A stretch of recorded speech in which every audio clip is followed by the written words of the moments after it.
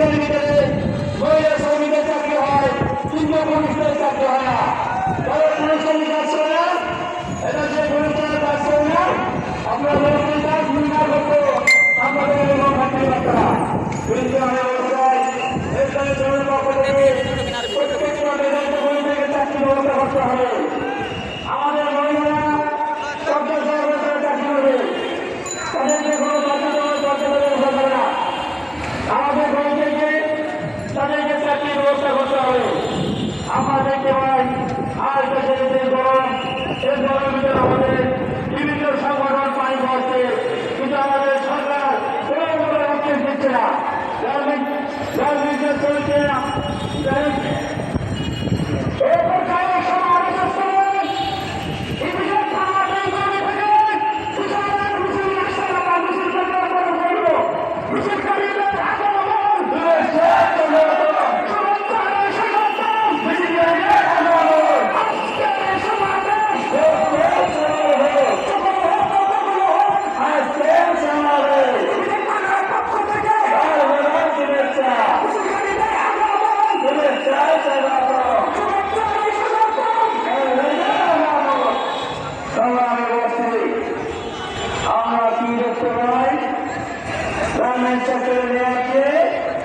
শ্রমিকদেরকে সরকার ব্যবস্থা করতে চায়, কোন গার্মেন্ট সেক্টরে নেওয়া হবে না। বর্তমানে পরিস্থিতি চিন্তা করে, দেশের যে অবস্থা পরিস্থিতির যে বাজারঘাট চিন্তা করে প্রত্যেকটা শ্রমিকদের 25,000 টাকা বেতন দিতে হবে। আমরা চাই আমাদের গ্রামীণ সেক্টর আমাদের দেশের আমরা কি দেখতে পাই, আজকে শ্রমিকের জন্য দেওয়ার ব্যবস্থা আছে, আর কিছু শ্রমিকের জন্য দেওয়ার ব্যবস্থা নাই। এটা কোন নিয়ম? এক জাতীয় এরকম নিয়ম চলতে পারে না।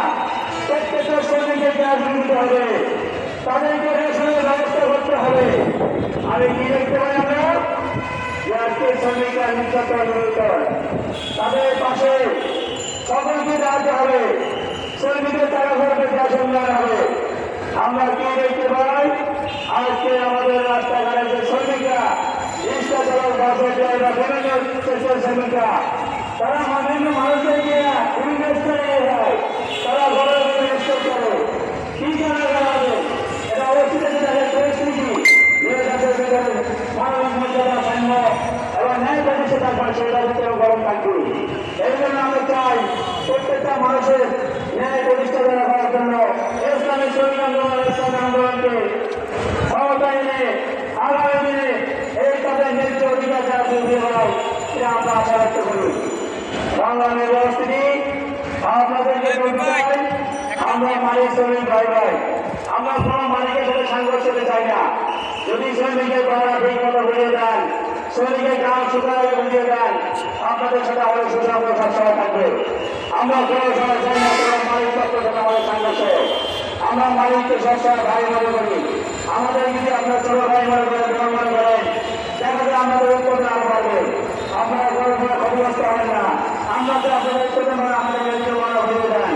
বাংলাদেশের পরিস্থিতি আগামী দিনগুলো এইখানে ইসলামী শ্রমিক ব্যবস্থা এসে আপনার এই শ্রমিক আন্দোলন শক্তিশালী করে আমাদের দাবি দেওয়া আদায়ে সকল বলতে আমরা ইনশাল্লাহ কাজ করবো। ইনশাল্লাহ কাজ করতে চাই।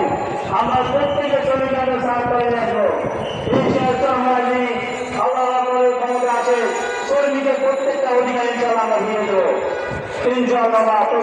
আসসালামু আলাইকুম ওয়া রাহমাতুল্লাহ।